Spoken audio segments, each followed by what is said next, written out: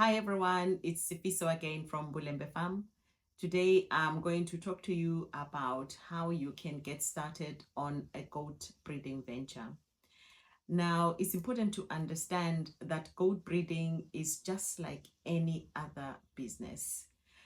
It needs time, it needs money, it needs understanding of how things work within the goat breeding industry.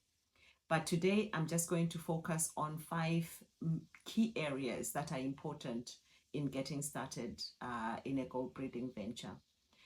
You need to consider your breed, the nutrition, the health, the management, and of course, the market.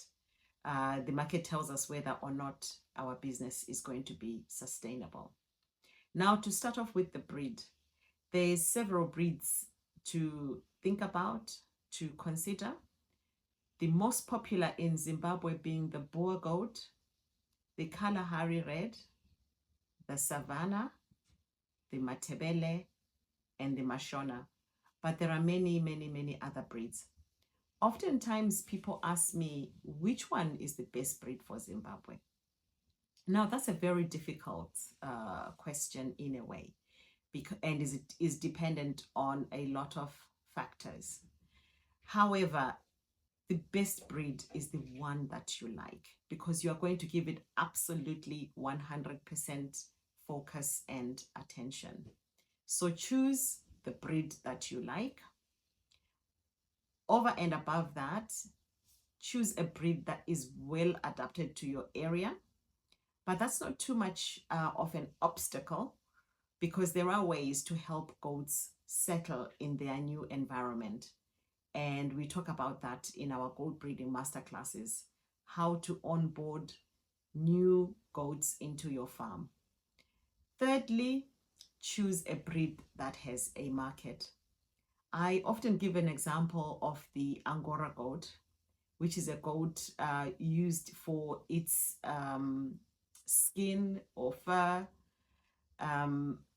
And I say that in Zimbabwe because I very rarely hear people ask for an Angora goat. So that one might not be a good choice for your breed in Zimbabwe. But there are other breeds to consider, as I've said before. So that's it with your breeds for now. Now we move on to the most important aspect of your goat breeding venture, the nutrition. Feeding your goats through buying supplements or feed from livestock feed producers is going to be a very expensive exercise. Feeding costs can account up to 60 to 70% of your operating costs. So as goat breeders, we must do everything within our capabilities to reduce the cost of feeding goats or any livestock for that matter. So nutrition is key. You can have the best breed in the world, in the region, but if you get your nutrition wrong, you will not get the benefit of that particular breed which you have chosen. There are many ways in which a farmer can reduce the cost of feeding their animals. One of the ways of reducing the cost of feed is to grow your own fodder. Again, this is something that we teach in our goat breeding masterclasses, how to reduce the cost of feed by growing your own fodder. The next important aspect is understanding the health of your goats. You need to know the common diseases that affect your goats in Zimbabwe or in the region where you are from. You need to know the treatments because as we know, farms are often out of town, far away from veterinary support. So we need to understand the basics of goat health and how to treat certain diseases. Again, we need to understand management. Management involves a whole lot of things. And this can vary from your kidding season, your chosen kidding season, your chosen breeding season, the number of does that you choose to breed at any given time, how you manage your does during pregnancy or after pregnancy, after giving birth, after kidding. You need to understand all that.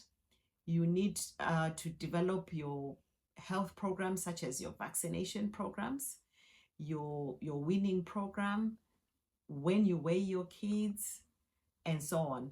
So this is management in brief. Now, last but not least, the market. This is where the money is. You can breed the most beautiful goats, the most expensive goats, the most desirable goats, but if you don't have a market, then your venture is doomed to fail. There are several markets for goats. Here in Zimbabwe, we have the live goat markets. In Bulawayo, we get these from Eziphaleni. And I know in Harare, people talk about Mbudzi roundabout. That's where you buy your live goats from. And that's a market in itself.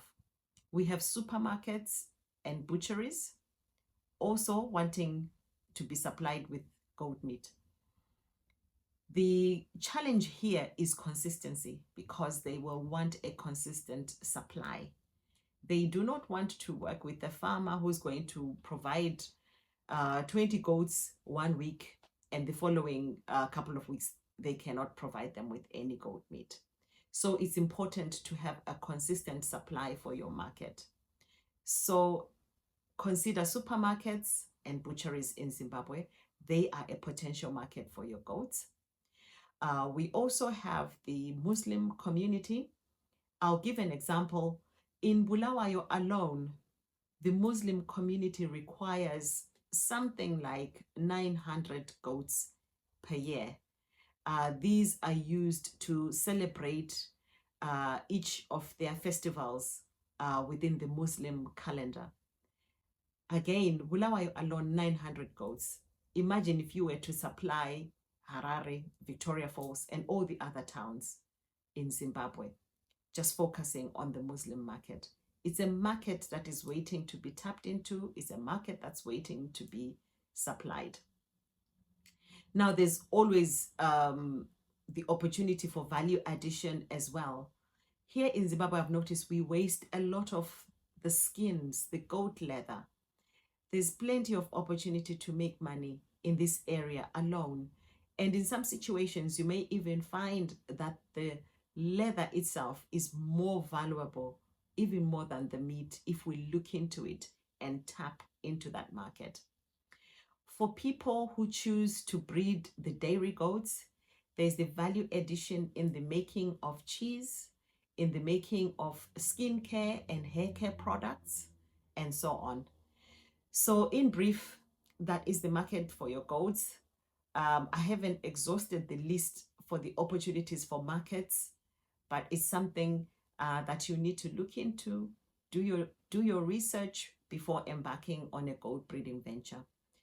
For more information, or if you like to speak to me and understand a little bit more about how you get started in a goat venture, feel free to contact me on 0775 369910.